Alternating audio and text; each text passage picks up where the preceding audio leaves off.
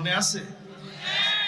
তাহলে আপনি চিন্তা করেন, যতই জুলুম করা হোক, স্বৈরাচারীরা কোনোদিন বিজয়ী হয় না, মাসলুমেরা বিজয়ী হয়।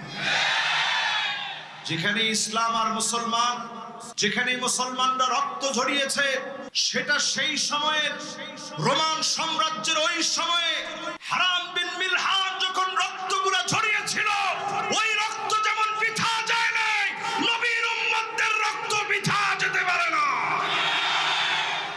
সুতরাং আজকে যারা বসছি আমরা, আমাদের এখন এক স্লোগান এখন আমাদের হওয়া লাগবে, সব দেখা শেষ, সামনে হবে আলেম ওলামা, কোরআন সুন্নাহর বাংলাদেশ। আউয়ালু মান ইউদআ ইলাল জান্নাল হামিদুন, আল্লাহর জান্নাতের ভিতরে প্রশংসাকারী যারা হবে, মালিক তাদেরকে ডেকে ডেকে নেবে, জান্নাতের প্রথম কাতারে দাঁড় করায় দিবেন।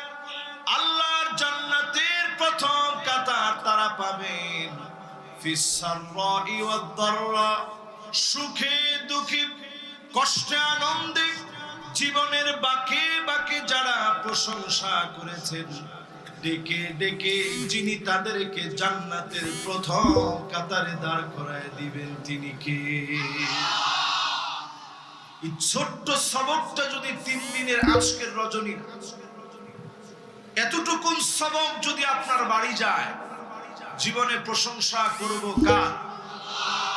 আরেকটু আওয়াজ করে কার? পড়েন আলহামদুলিল্লাহ।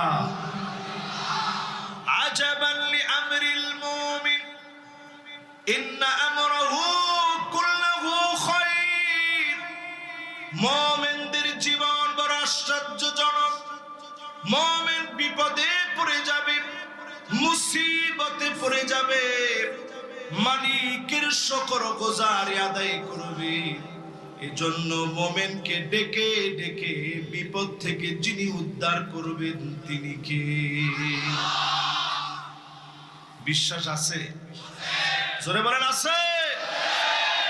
সে আল্লাহর প্রতি অবিচল আস্থা আর বিশ্বাস রেখে প্রশংসাটুকু আদায় করে আমাদের জীবনের শ্রেষ্ঠ সেরা আয়াতের ভিতরে একটি সূরা আহজাবের আজকের এই পঠিতব্য আয়াত 56 নং আয়াতে কারীমা আমার কাছে মনে হয় সবার পরিচিত আয়াত। এরকম অত্যন্ত সুপরিচিত একটা আয়াতকে আজকে তাফসীর